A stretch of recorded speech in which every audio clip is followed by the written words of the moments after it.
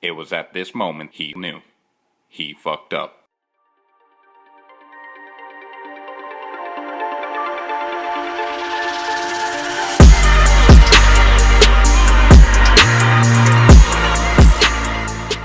What's going on, guys? Welcome back to the channel, and today's chapter of Kingdom was actually quite interesting. We not only got to see a bit more of the battlefield with Heki and Yotanwa, but we also got to see a bit more of the Ohan battlefield as well, as it transitioned into the third day of war. I'm going to start off with the Heki and Yotanwa side of the battlefield. So it basically started off with a flashback showing us how Shinsuiju actually got to the point where he burned all of Heki's supplies. Well, half of Heki's supplies, going by what Heki said this chapter.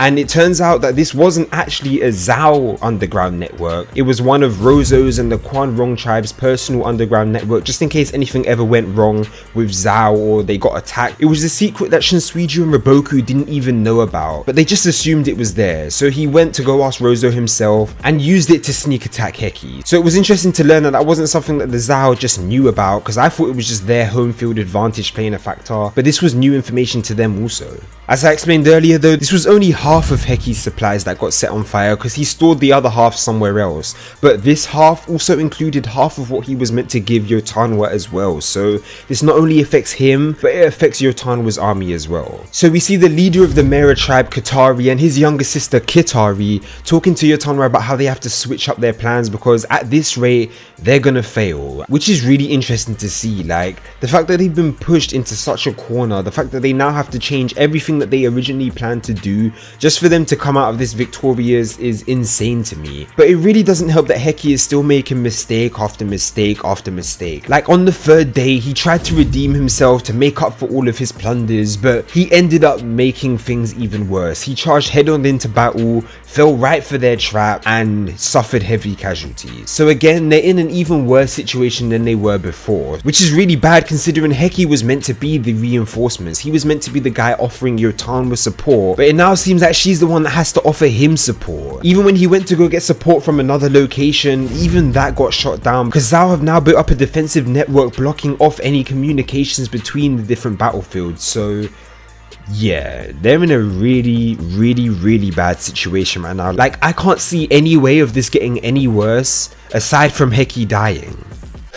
To be honest, that might be a benefit at this point. I know a lot of you guys love Heki, so I'm gonna get so much hate for saying that, but oh well, it is what it is, bro. But yeah, I still have 100% faith in Yotanwa. I still feel like she's going to come out of this victorious some way, somehow. So yeah, I just look forward to seeing how Hara does this. But moving on to Ohan's side of the battlefield, we see them basically in a face-off against Zhao, neither side actually wanting to start the attack, because Zhao were waiting for their 10,000 reinforcements from the center which Riboku sent over, and Qin were waiting for those reinforcements to arrive before they made their move, because it would have put them in a really bad situation if they just charged in an attack and the reinforcements arrived afterwards.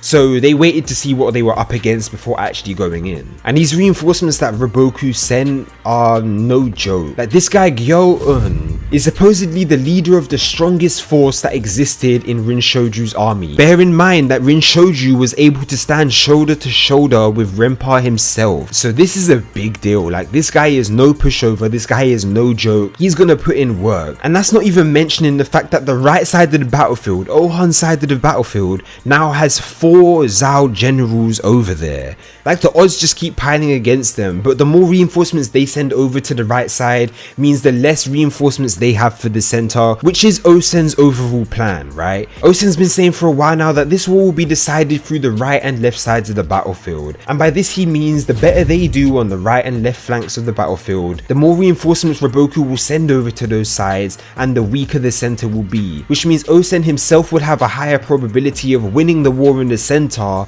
therefore winning the war as a whole.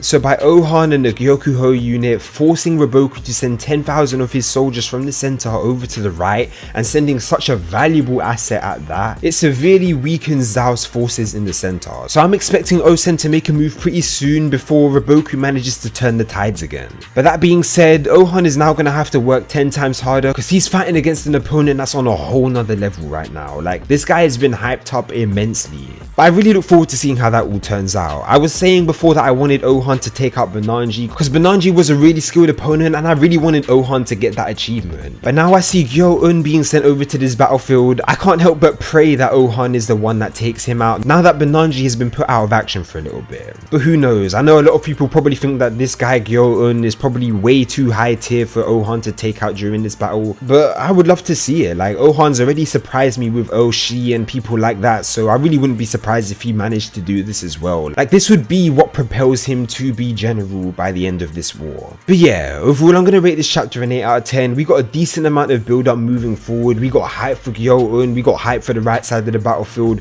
and we see Yo Tanwa in an even more desperate situation than we thought she was in, so I really look forward to seeing how she gets out of that as well. Like, this war is just building up. I just can't wait to see the climax of it. Like, it's gonna be amazing. But let me know what all you guys think in the comment section down below. Like the video if you did, and subscribe if you haven't already for more of that Kingdom greatness, and I'll see you guys in the next video. 1.